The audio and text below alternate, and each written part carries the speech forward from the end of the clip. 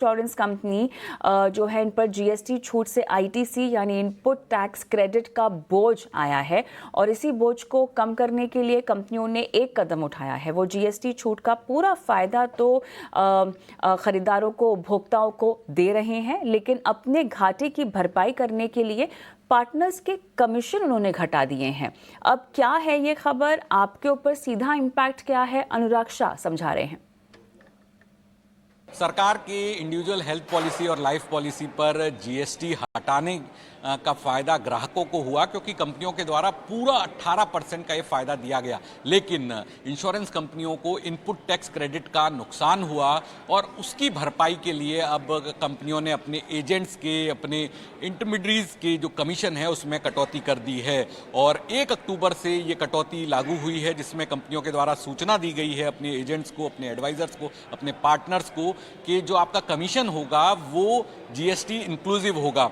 उदाहरण के लिए आदित्य बिरला हेल्थ के द्वारा जो लेटर भेजा गया है उसमें कहा गया है कि आगे से कमीशन, रिवॉर्ड और उससे जुड़ी हुई जो भी चीज़ें हैं वो जीएसटी के इंक्लूड होगी।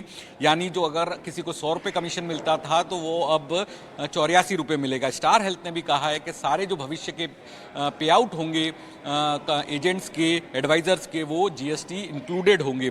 टाटा एआईजी ने भी अपने कमीशन स्ट्रक्चर को रिवाइज किया है। इसके अलावा आईसीआईसी लोम्बार्ड ने भी कहा है कि कमीशन स्ट्रक्चर में बदलाव हो रहा है 1 अक्टूबर से, और अगर पहले 500 रुपये कमीशन दिया जाता था तो अब 424 रुपये कमीशन दिया जाएगा। तो प्राइवेट कंपनियों के द्वारा कमीशन को कम किया गया है आईटीसी के लॉस को एडजस्ट करने के लिए। लेकिन जो सरकारी कंपनियां हैं, Oriental, National, United, New India, इन कंपनियों ने अपने कमीशन में बदलाव नहीं किया है और ये कंपनियां जो आईटीसी का नुकसान है वो अपनी बैलेंस शीट पर हिट ले रही है।